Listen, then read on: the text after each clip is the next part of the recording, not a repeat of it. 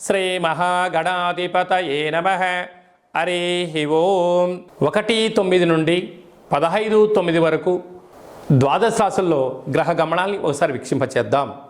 వృషభ రాశిలో దేవగురు బృహస్పతి శత్రుస్థానంలో సంచార స్థితి, మిథున రాశిలో కుజ భగవానుడు, కర్కాటక రాశిలో బుధ భగవానుడు, సింహరాశిలో ఏడాది తర్వాత రవి భగవానుడు, కన్యరాశిలో శుక్రుడు మరియు కేతు సంచార స్థితి, కుంభరాశిలో శని భగవానుడు వక్రగమన సంచార స్థితి, మీనరాశిలో రాహు భగవానుడు సంచార స్థితితో ద్వాదశ రాశుల్లో గ్రహ గమనాలు ఈ విధంగా ఉన్నాయి. అందరికీ ముందస్తుగా వినాయక చవితి పండగ శుభాకాంక్షలు. వినాయకుడు అనగానే అవిఘ్నములను తొలగించి ఐశ్వర్యాన్ని ప్రసాదించేటువంటి భగవంతుడు కనుక ఆది పూజ్య మహాగణాధిపతి. అంటే ఏ పూజను మనం ప్రారంభించాలనుకున్నా పసుపుతో చేసిన గణపతి స్వామికి మనం పూజ చేసుకుంటూ ఉంటాం. భాద్రపద మాస శుద్ధ చవితి వినాయక జయంతి సందర్భంగా గణపతి స్వామి యొక్క ఆశీస్సులు మనందరిపైన ఉండాలని కోరుకుంటూ, కైలాసనాథుడి యొక్క సుపుత్రుడి యొక్క ఆశీస్సులు మనందరిపైనను చూపిస్తూ, ఎవరికి ఎలాంటి కష్టాలు లేకుండా అందరికీ విద్య, విజ్ఞానము, ఉద్యోగము, వివాహము, సంతానము, రాజయోగము, రాజభాగ్యము, రాజభోగము, ఆనందయోగము, ఎవరికి ఏవేవి కావాలో అన్నీ ప్రసాదించే శక్తి ఆ విఘ్నేశ్వర స్వామి వారికి ఉంది కనుక అందరిపైనను గణపతి స్వామికి ఆశీర్వాదాలను కోరుకుందాం.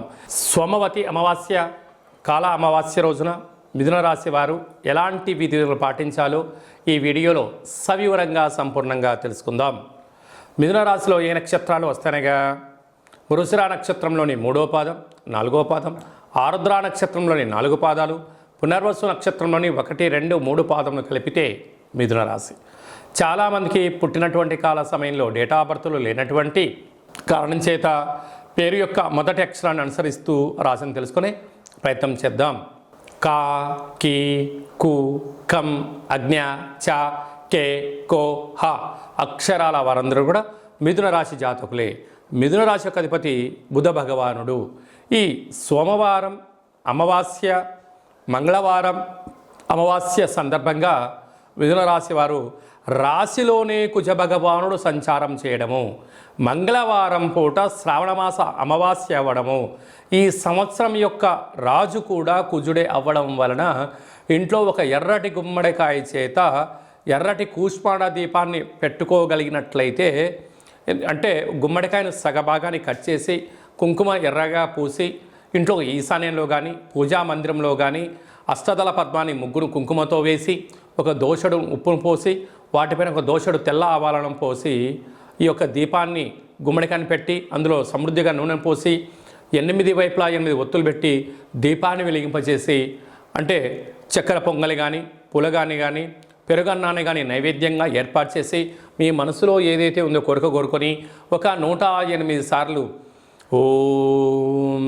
కాలభైరవాయ నమః అనేటువంటి మంత్రాన్ని ఉచ్చరింపచేసి అయిన తదనంతరము వీటిని చాకలి వాళ్ళకు దానం చేసినట్లయితే మనకు ఉండబడినటువంటి జాతకంలో ఉండబడినటువంటి రుణ సమస్యలు, రోగ సమస్యలు, శత్రు సమస్యలన్నీ కూడా గాలిలో కలిసిపోయి ప్రశాంతమైన జీవితానికి స్వాగతం పలుకుతారు అని చెప్పి గమనించాలి.